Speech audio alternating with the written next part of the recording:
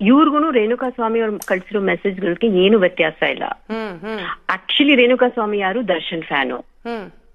ಅವನ್ ಮೈಂಡ್ ಸೆಟ್ಗೂ ಇವನ್ mind set same to same.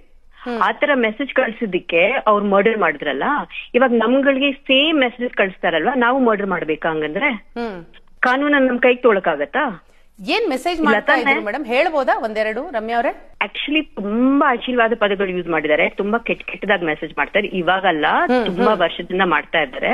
ನನಗ್ ಮಾತ್ರ ಅಲ್ಲ, ಸುದೀಪ್ ಆಗ್ಲಿ, ಯಶ್ ಆಗ್ಲಿ, ಅವ್ರ ಹೆಂಡತಿ ಮಕ್ಳುನು ಬಿಟ್ಟಿಲ್ಲ. ಆ ಚಿಕ್ಕ ಚಿಕ್ಕ ಮಕ್ಳ ಬಗ್ಗೆನೂ ಅವ್ರಷ್ಟು ಕೆಟ್ಟ ಪದಗಳು ಯೂಸ್ ಮಾಡಿದ್ದಾರೆ.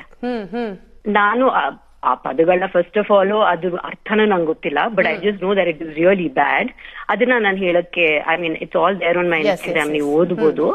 But I just want to expose them. ಈ ತರ ಮೈಂಡ್ ಸೆಟ್ ಇರೋರಿಂದಾನೇ ಇವತ್ತು ನಮ್ ಸಮಾಜ ಹಾಳಾಗ್ತಾ ಇರೋದು. ನಾವ್ ಸುಮ್ಮನಿದ್ರೆ ನಮ್ ಸಮಾಜಕ್ಕೆ ಏನ್ ಮೆಸೇಜ್ ಕೊಡ್ತಾ ಇದೀವಿ ಅವ್ರೆ? ಎಸ್ಪೆಷಲಿ ಹೆಣ್ಮಕ್ಳು ಎಲ್ಲಿ ಸೇಫ್ ಇದ್ದಾರೆ ನೀವೇ ಹೇಳಿ. ಕೂಡ ಈ ಟೈಮ್ ನಲ್ಲಿ ಸುಮ್ನಿರೋದು ಸರಿಯಲ್ಲ, ಅವರು ಕೂಡ ಬುದ್ಧಿ ಹೇಳ್ಬೇಕಲ್ವಾ ಫ್ಯಾನ್ಸ್ಗೆ? ಅವ್ರ ಏನ್ ಹೇಳ್ತಾರೆ ಹೇಳಿ? These are the kind of people is encouraging. ಅವ್ರಿಗೇನ್ ಗೊತ್ತಿಲ್ವಾ ಈ ತರ ನಡೀತಾ ಇದೆ ಅಂತ? ಗೊತ್ತಿದೆ ಅಲ್ವಾ? They are encouraging these people. ಅದಕ್ಕೆ ಈ ರೀತಿ ಮೆಸೇಜ್ಗಳು ಪದೇ ಪದೇ ಮಾಡೋದು. ಅಫ್ಕೋರ್ಸ್. ಏನ್ ಪವಿತ್ರ ಗೌಡ ಕಳ್ಸಿದಕ್ ಮಾತ್ರ ನೀವು ಸ್ಟ್ಯಾಂಡ್ ತಗೋತೀರಾ? ಬೇರೆ ಹೆಣ್ಮಕ್ಳು ವಾಟ್ ಇಸ್ ದಿಸ್ ನಾನ್ಸೆನ್ಸ್? ಯಾವ ತರ ಮೆಸೇಜ್ ಕಳಿಸ್ತಾ ಇದೀವಿ ನಾವು?